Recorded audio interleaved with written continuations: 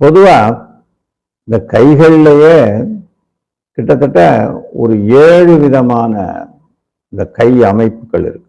7 variety. இந்த 7 வெரைட்டியில நடுத்தரமான ஒரு கை அமைப்புன்னு ஒண்ணு இருக்கு. இது பொதுவா எல்லாருக்கும் இருக்கிறதுன்னு வச்சுக்கோங்களேன். இந்த மாதிரி நடுத்தர கை அமைப்பு உள்ளவங்களுக்கு இயற்கையாகவே அவங்களுடைய கை ரேகை அமைப்புகளும் அது போலவே அமையும்.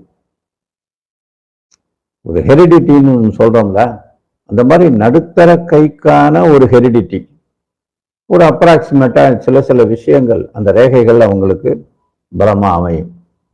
அது எப்படிப்பட்ட ஒரு பலமா அமையும்னா, அந்த மாதிரி நடுத்தர கை அமைப்பை உள்ளவங்கெல்லாம் டீச்சர்ஸா இருப்பாங்க, ஆசிரியர்கள். அப்புறம் ஆர்டிஸ்ட், கலைஞர்கள், அவங்களுக்கெல்லாம் அந்த நடுத்தர கை தான் இருக்கும். அது மாதிரி எழுத்தாளர்கள், கவிஞர்கள், அதே மாதிரி சில பேருக்கு இந்த நினைச்சதை முடிக்கக்கூடிய ஒரு ஆற்றல் படைத்தவர்கள், பொதுநல தொண்டுல ஈடுபடக்கூடியவங்க அவங்க, அப்புறம் இந்த வாக்கு சாதுரியமா பேசக்கூடியவங்க, விவரமா பேசி எதனையும் வெற்றி அடையக்கூடிய, தர்க்க சாஸ்திரத்துல ரொம்ப திறமையானவர்கள், அதுபோல ரொம்ப டேலண்டாகவும் இன்டலெக்சுவலாகவும் அதே நேரத்தில் ஒரு பக்தி ஈடுபாடு உள்ளவர்களாகவும் நல்ல புகழ் மிக்கவர்களாகவும் அதிகமா அந்த டிராவல் பண்ணக்கூடியவங்களாகவும் நல்ல ஒரு பொருளீட்டக்கூடிய திறமை உள்ளவர்களாகவும் அவங்க இருப்பாங்க. யாருக்கு? இந்த நடுத்தரமான கை அப்படின்னு சொல்றோம்ல அது. சரிங்க, கையினா பொதுவா எல்லாருக்கும் ஒரே மாதிரி தானே இருக்கு. இதில் நான் எப்படி நடுத்தர கைன்றதை நான் எப்படி கண்டுபிடிக்கிறது அப்படின்னா, அதுக்கு எப்படி இந்த சாமுத்திரிகா லட்சணத்தை வச்சு ஒரு சில விஷயங்களை சொல்றோம், மற்ற சாஸ்திரத்தை வச்சு ஒரு சில விஷயங்களை சொல்றோம், ஜோதிடத்தை வச்சு அவருடைய குணநலன்கள், அவருடைய உருவம், இந்த மாதிரி விஷயம்லாம் சொல்றோமோ, அது மாதிரி இந்த கையை வச்சும் அவருடைய அமைப்பு எப்படி இருக்கோ அதை பொறுத்து அந்த கை நடுத்தர கையா தான் அவருக்கு இருக்கும். அது எப்படி இருப்பாருன்னா, இவரோட உடல்ல அதாவது இந்த சருமம்னு சொல்லுவாங்க. சருமம்னா தோல். இது அவங்களுக்கு ரொம்ப சாஃப்டா இருக்குமா. பொதுவா இந்த லேடிஸ்க்கு எப்படி இருக்கோ அப்படிதான் ஜென்ஸுக்கு கூட அந்த மாதிரி இருக்கும், சாஃப்ட். அதே மாதிரி ரொம்ப ஒரு சலனம் மிக்க மனம் கொண்டவங்களா இருப்பாங்க. ஏதாவது ஒரு குழப்பத்திலேயே இருந்துகிட்டு இருப்பாங்க. அது 2 வகையில சொல்லலாம். பாசிட்டிவ்னா, இப்போ ஒரு கவிஞர் இருக்காரு, ஒரு கற்பனைக்காக அப்படியே அதுல லயமா இருப்பாரு. ஒரு சலனம்னா என்ன? ஆராய்ச்சி மனப்பான்மையில இருப்பாங்க.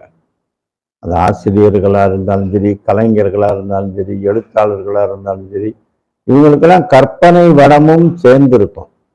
இப்ப கற்பனைனால என்ன? யதார்த்தத்திலிருந்து வேற ஒரு உலகத்துக்குள்ள போறது, மூளையை அங்க செலுத்துறது, மனதை அங்க செலுத்துறது, அது மூலமா வரக்கூடிய விஷயத்த ஒரு வடிவத்துக்கு கொண்டு வர்றது, அந்த ஃபேப்ரிகேட்டிங் மைண்டு அவங்ககிட்ட இருக்கும். அப்ப அது ஒரு சலனம் தானே. இதை இதோட சேர்க்கலாமா, அதை அதோட சேர்க்கலாமா, இந்த வரியை சேர்த்தா இப்படி பாட்டு இந்த கருத்து வருமா அப்படின்ற ஒரு சில விஷயங்கள் அவங்க கிட்ட அந்த நுட்பம் இருக்கும். அவங்களுக்கு இந்த மாதிரி ஒரு குணம் இருக்கும். அதாவது சலனமான ஒரு மனநிலை இருக்கக்கூடியவங்களா இருப்பாங்க.